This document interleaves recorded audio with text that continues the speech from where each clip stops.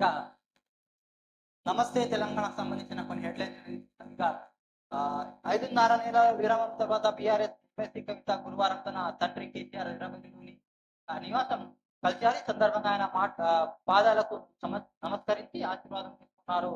కన్నబిడ్డ గాని బావు గాని పోయిన కేసీఆర్ అపాయంగా ఆలింగనం చేసుకున్నారు అన్నట్టు ఒక హెడ్లైన్స్ ఇది. ఇక సుప్రీం ని తప్పు పడతారా, మాకు రాజకీయాలు అండగడతారా, రేవంత్ పై సుప్రీంకోర్టు ఆగ్రహం. బీఆర్ఎస్ బీజేపీ ఒప్పందాలు భాగంగానే కవితకు బెయిల్ వచ్చింది. ఆమె బెయిల్ కోసం బీఆర్ఎస్ సీట్లు త్యాగం చేసింది. నిజం, సిసోడియా కేజ్రీవాల్ రాని బెయిల్ 5 నెలల్లో కవితకు ఎలా వచ్చింది.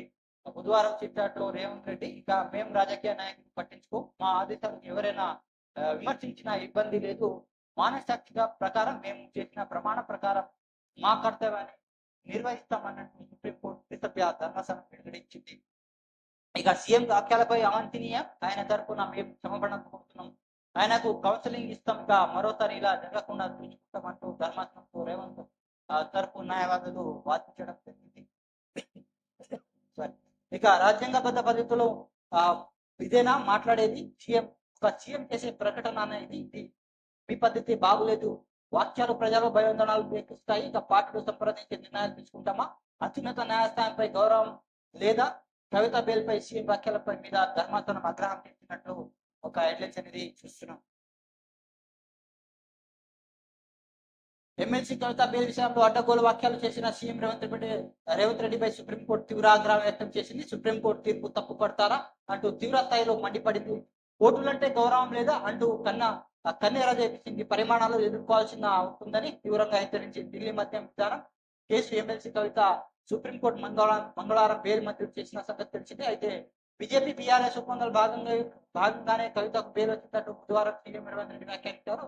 మీడియా ప్రతినిధులతో నిర్వహించిన చిట్చాట్లో సీఎం రేవంత్ రెడ్డి మాట్లాడుతూ సీఎం సిసోడియా కేజ్రీవాల్ రాని 5 నెలలు కవితకు బెయిల్ ఎలా వచ్చిందని వ్యాఖ్యానించారు. ఇక కవిత బెయిల్ కోసం బీఆర్ఎస్ ఎంపీసీలకు త్యాగం చేసిందని అన్నారు. ఈ వ్యాఖ్యలపై బుధవారం తీవ్రంగా మండిపడింది అంటూ ఒక హెడ్లైన్స్ అనేది.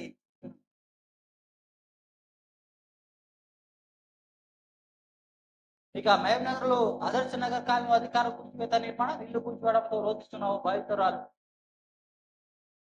మా భూములు చెరబట్టిండ్రు, దొంగ పత్రాలతో అపర్ణ రియల్ ఎస్టేట్ కంపెనీ దౌర్జన్యం, మంత్రి బొగ్గురెడ్డి పేరు చెప్పి బెదిరిస్తున్నారు, బౌన్సర్లు సెక్యూరిటీ దాడులు చేయిస్తున్నారు. సీఎం రేవంత్ రెడ్డి మాకు న్యాయం చేయాలి, కొడంగల్ తాండా గిద్దనగూడు. ఇక 100 GB దాకా ఉచిత స్టోరేజ్, కస్టమర్లు Jio AI cloud welcome offer, Deepavali నుంచి అందుబాటులోకి, చౌక ధరలు డేటా, ఇక పవర్డ్ ఏఐ సర్వీసులు రిలయన్స్ అధినేత ముఖేష్ అంబానీ వ్యాఖ్యానించడం జరిగింది.